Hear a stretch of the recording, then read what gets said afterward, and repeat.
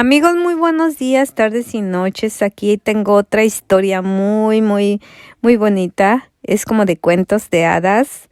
Y es como cuando uno está bebé, está niño y uno cuenta una historia de esas mágicas. Pero bueno, esta vez es con un poeta y otra dama.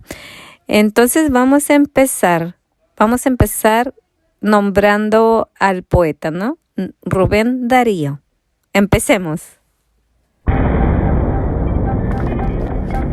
La gran historia de amor de Rubén Darío. Rosa Villascatín muestra en La princesa Paca la historia del amor de su abuela con el poeta.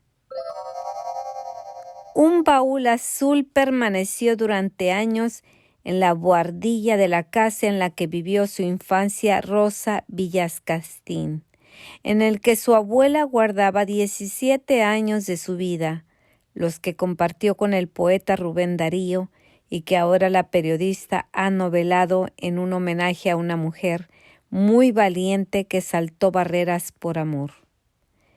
¿Quién es ese señor Rubén Darío?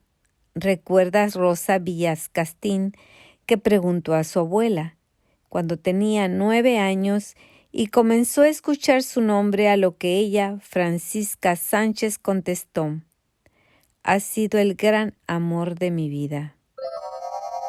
El baúl azul contenía cerca de 5,000 documentos entre cartas, objetos y manuscritos que Francisca Sánchez conservaba de su vida con el poeta nicaragüense, el príncipe de las letras, que la convirtió en la princesa Paca, como fue conocida por los amigos del escritor en la bohemia parisina y madrileña de la época.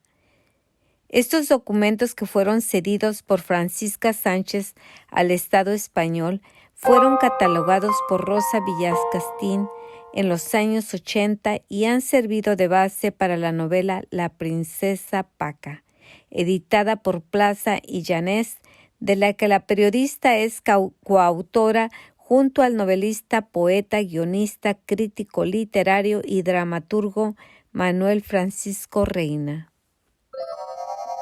Era un libro que tenía que escribir. Es un homenaje a mi abuela porque moralmente todo lo que soy se lo debo a ella, aseguró Villascatín, que recordó a su abuela como una mujer muy valiente que saltó barreras porque Rubén Darío era el amor de su vida. Y es que Francisca Sánchez, una mujer humilde, analfabeta e hija de un jardinero del Palacio Real de Madrid, conoció a Rubén Darío un día de 1899 en el que éste paseaba por la zona acompañado de Valle Inclán.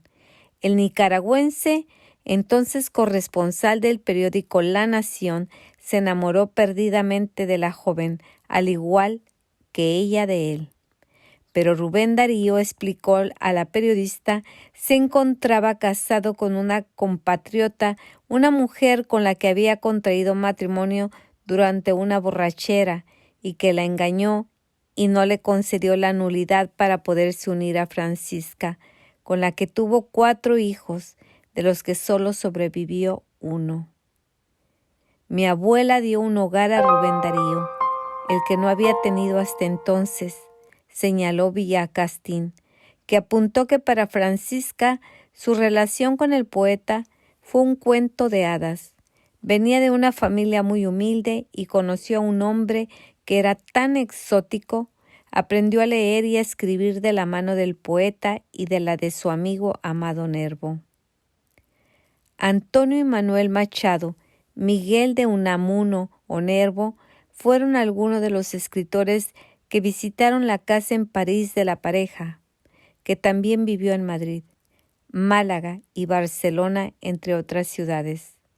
Sin su abuela Rubén Darío, que falleció de cirrosis a los 48 años en Nicaragua, lejos de su amada, habría muerto mucho antes, ya que bebía mucho, recordó Villascatín, que añadió que los 4 testamentos que había del poeta estaban a nombre de Francisca.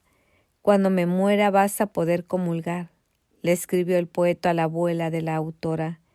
El baúl azul acompañó a Francisca en todos sus viajes porque era su vida, y acabó en la buhardilla de la casa de Ávila, en la que vivió con su pareja posterior, su marido, el abuelo de Rosa Villacastín, un hombre muy culto que admiraba a Rubén Darío.